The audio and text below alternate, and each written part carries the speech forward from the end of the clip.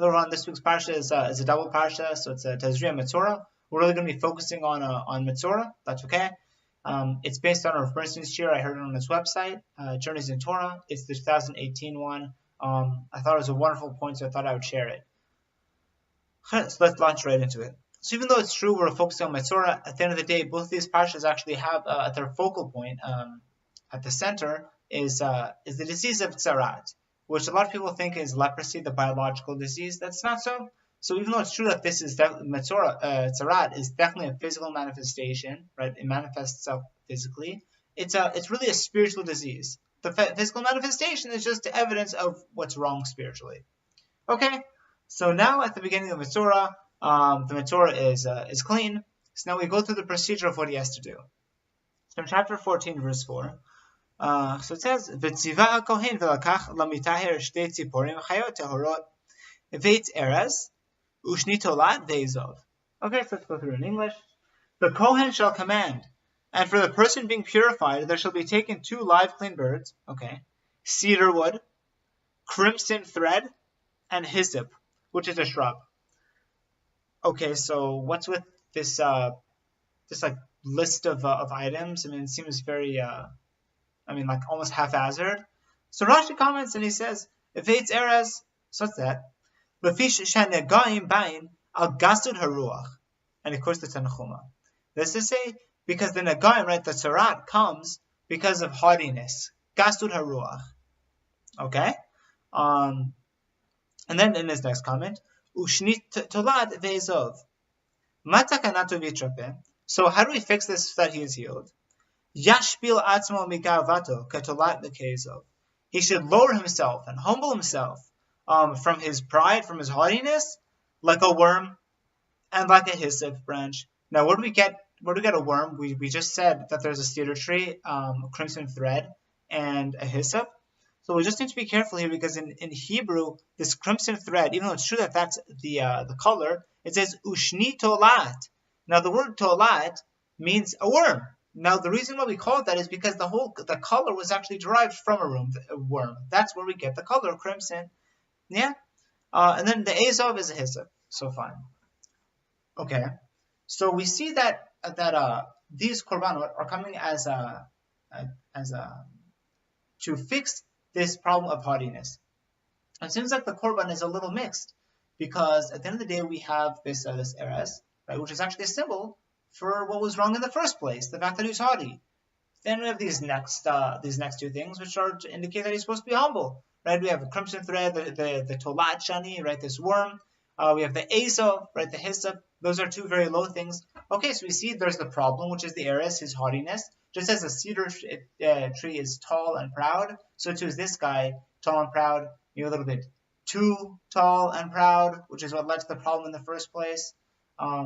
And then we have the next part, which is the tolat shani, the worm, which will help him because worms are very low, and a hyssop, which is a shrub, which is also very, very low.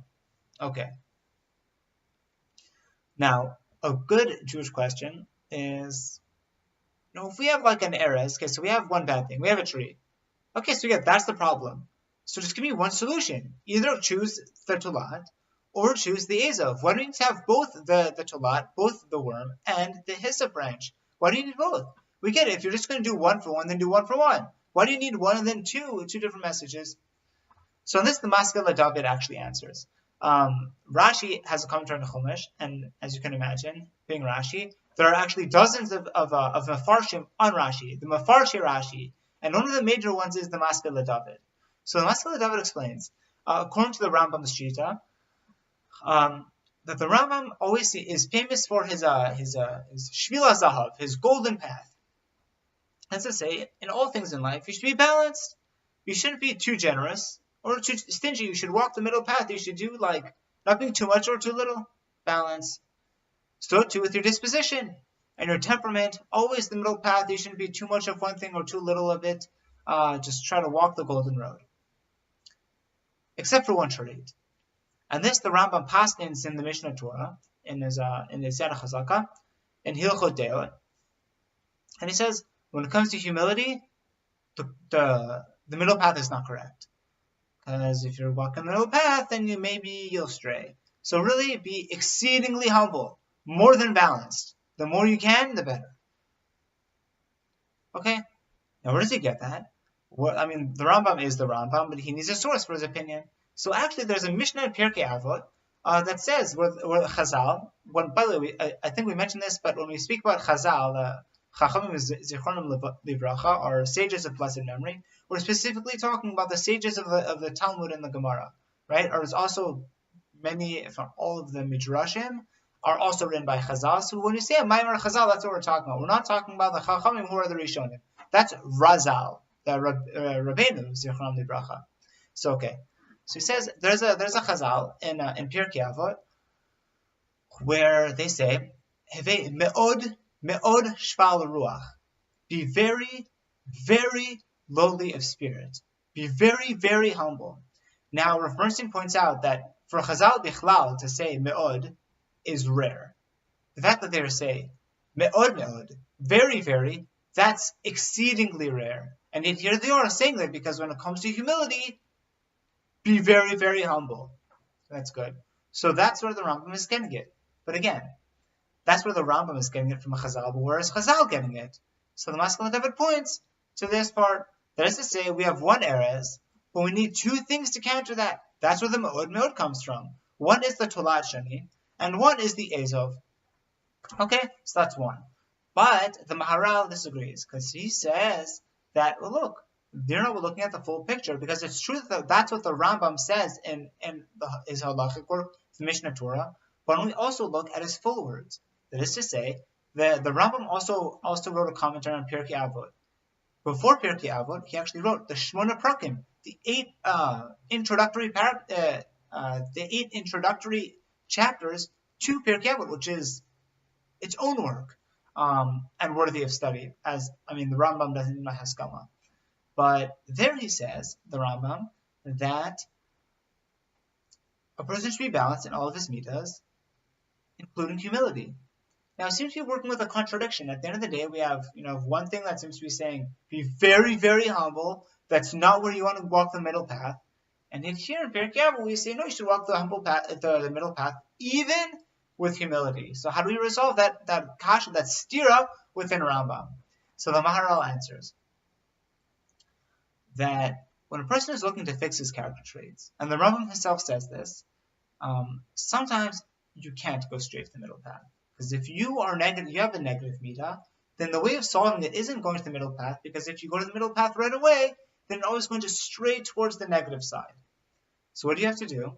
If you're a little bit towards the negative side, you have to go a little bit more towards the less balanced side, towards the positive. And then eventually you'll end up in the middle.